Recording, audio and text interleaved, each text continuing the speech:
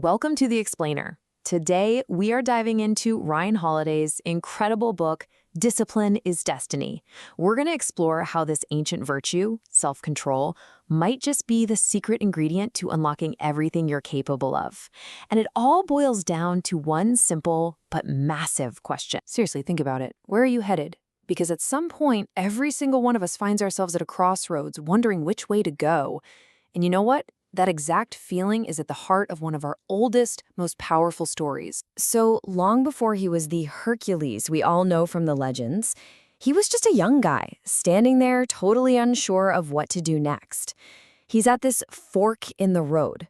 But it's more than that, right? It's a fork in his entire life. And down one of these paths, a goddess appears. And man, she offers him the deal of a lifetime. A life with no struggle, no pain, just endless pleasure and satisfaction.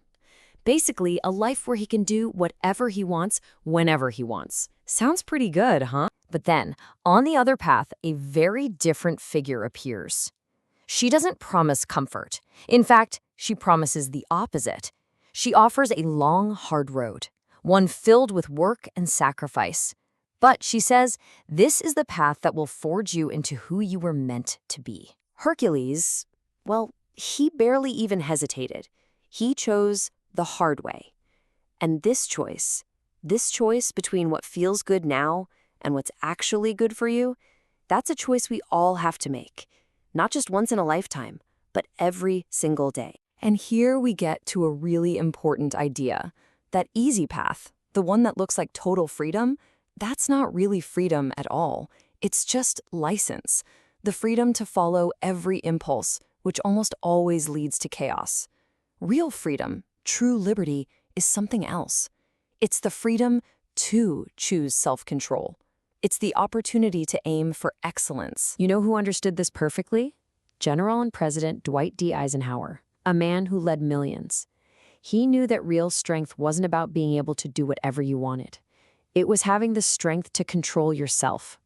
As he said, freedom is really just the chance to be disciplined. Without it, you're just lost. So when Hercules chose that harder path, he was choosing what the ancient Greeks called arete, or virtue. And for them, virtue wasn't just about, being a nice person. It was a commitment to excellence in everything you do. Your mind, your body, your character. It's a craft that you have to build, one small action at a time, every single day. Okay, so if this is a craft you build daily, where do you even start? For the Stoics, the answer was simple. You start with your body. Because if you can't command your own physical self, how on earth can you expect to command anything else in your life? What do you think this number means? 2,130. That is the number of consecutive games the baseball legend Lou Gehrig played. For 17 years, he showed up every single day. It's a feat of pure physical endurance that's just staggering to think about. And get this, he wasn't just showing up when he felt great. He played through fevers, migraines, crippling back pain, a broken thumb, the list goes on and on.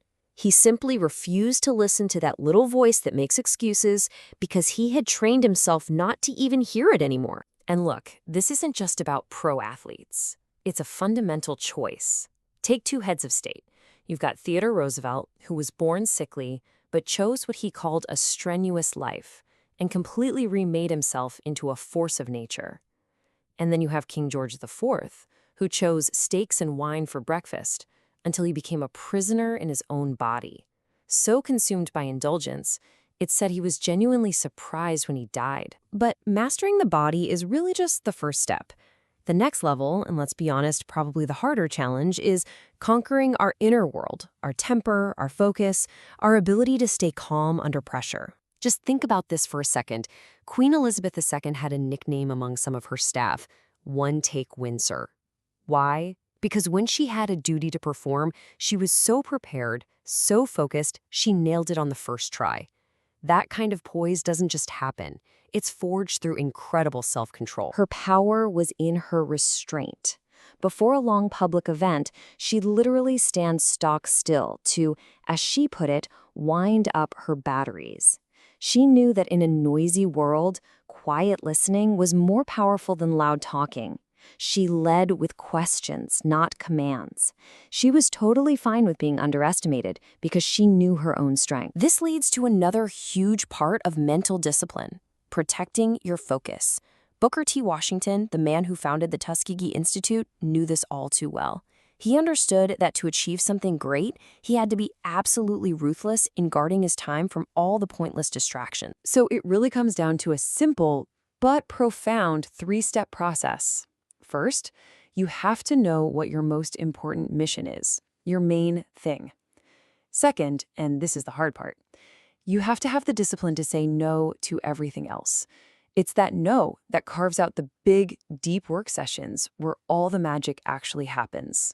And all of this, the physical, the mental, it leads us to the ultimate form of discipline.